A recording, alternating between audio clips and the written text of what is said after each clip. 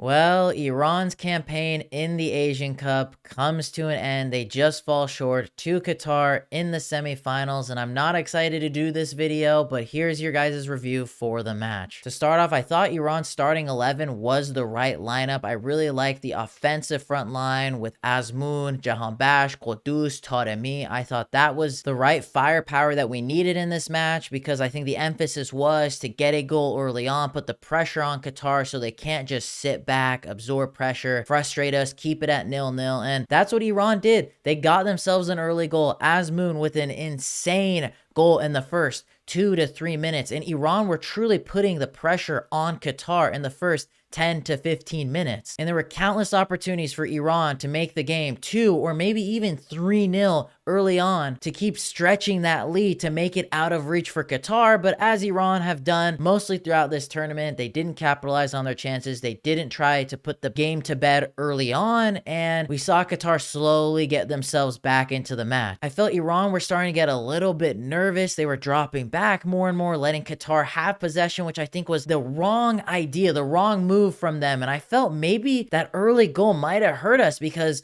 we lost that momentum because we scored early on. We just kind of put our foot off the pedal being like, oh, we scored. I mean, Qatar's not going to do anything against us. They're not that great of a team. They have a couple of half decent good chances through a Afif, and then they have a shot from about 20 yards out, a very tame effort, but Ezat Salahi turns his back, jumps, it deflects, it loops over Baravan, and then shit. Qatar have got themselves a goal, and they actually kind of started to have the momentum in this match. They had a couple more good half chances, and then Afif with an absolutely brilliant individual effort and just put all Iranians in the national team jaws dropped, being like, wow, we're actually losing to Qatar. They took the game to us and now we're behind. From my perspective, a really disappointing 35 minutes from Iran to go up 1-0 early on, putting the pressure on Qatar, but then to just give it all up just like that. And then once we conceded the goal, then Iran kind of had that urgency that they had early on in the match. They started putting the pressure on Qatar, had a couple of pretty good chances before halftime, didn't take any of them. Going into the half, they were down by a goal, but when they came on in the second half, Qalanoui made subs, bring on Mohebi, Mohammadi, which I felt were the right subs to make at that time. And we reaped the rewards of bringing those guys on as we scored early on in the second half through a semi-controversial penalty. But honestly, I don't really give a shit. Iran got the rub of the green. They were back in the match. They were putting the pressure on Qatar. Qatar were sitting back. They were comfortable. They were trying to spring themselves on the counterattack. But Iran with great chance after great chance, but just couldn't put it in the back of the net. Taremi had countless great chances in this game, and we'll speak more about Taremi later on in this match. Iran just couldn't get into the back of the net, and then Qatar get an opportunity on the break where they take the ball up, similarly to their first goal, take a shot, a tame shot from about like 25 yards out. It falls to almost Ali like as if it was a pass because of how tame it was. He was by the hair onside, and I won't accept any arguments that he was offsides. He was onside. He puts it into the bottom corner, and we're all stunned because we thought it was offsides. It was just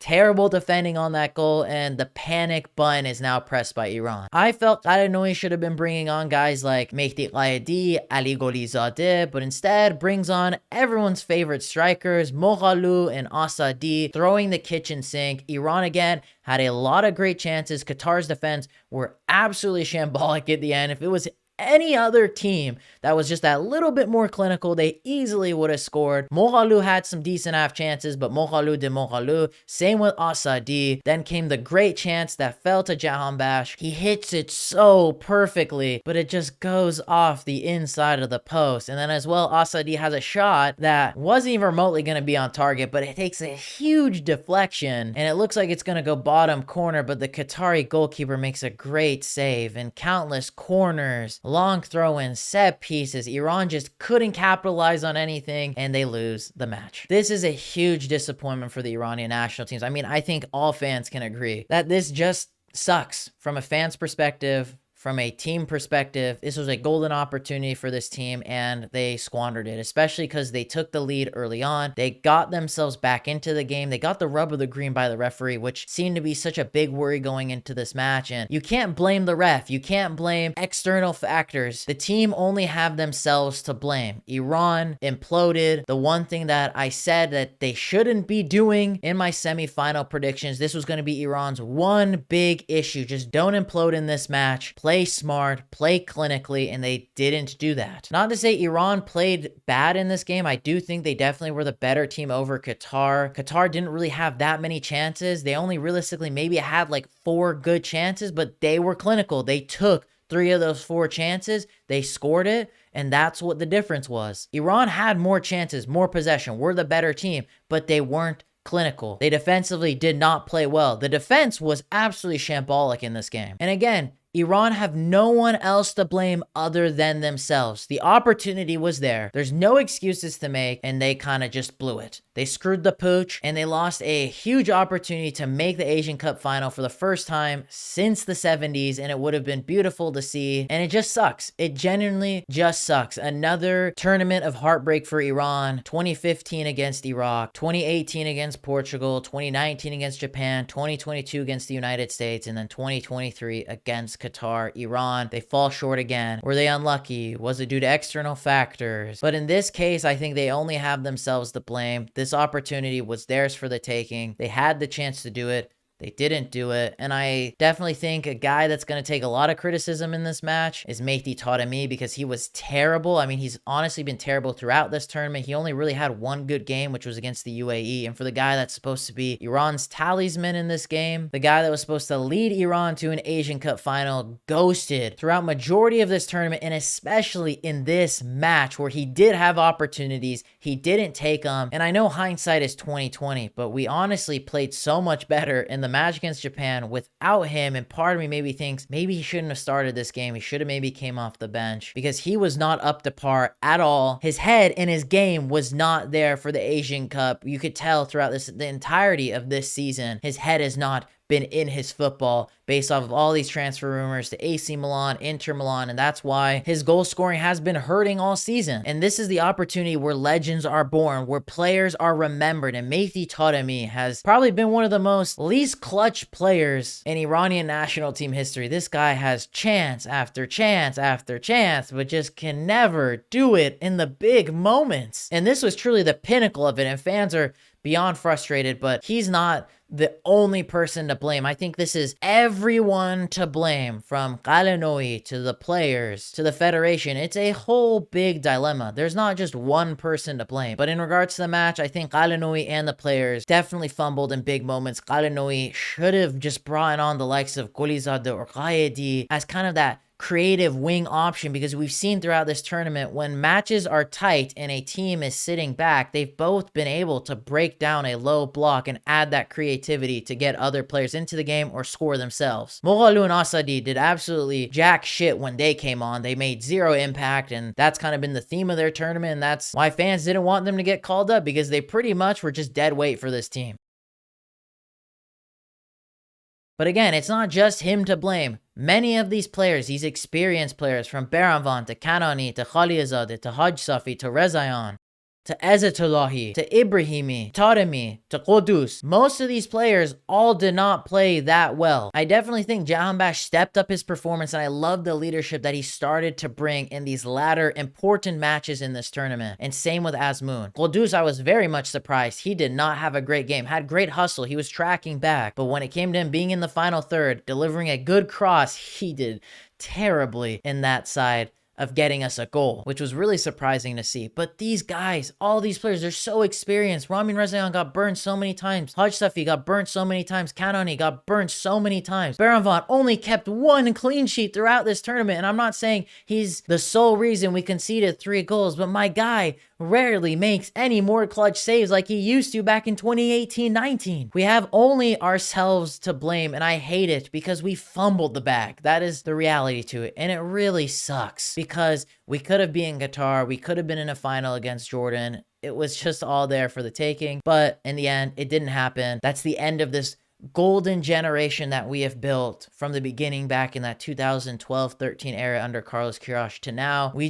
were the definition of always falling short. I will say a big silver lining is at least we created continuity with this national team, with consistently qualifying for World Cups, making always deep runs in Asian Cups. And I think that's as well an important thing that we have built, is just now being able to make that next step of making it to the latter stages of a World Cup, winning an Asian Cup, making it to the final of an Asian Cup. And clearly this group of players weren't able to do that. They definitely had opportunities to make it happen, to finally break records for this national team. It didn't happen, but at least there was that consistency of always qualifying and always making it to the latter stage of the Asian Cup. And I think that is something important to talk about. And I think it's up to this next generation to hopefully make that leap for the national team. And I think it's utterly so important and utterly so evident that this generation is done. This was their last hurrah. I mean, I thought after the previous World Cup, it was their last hurrah. I don't mind. We gave them a second chance in this Asian Cup, but it's truly the end for a lot of these players. And we really got to start emphasizing of implementing the younger talent that Iran has, because there is some really good talent, and emphasizing that they need to go to Europe as soon as possible, because the likes of like Azmoun, Jahanbakhsh, Qudus, Taremi, when they went to Europe, or even in a lot of their cases went to Europe from the get-go,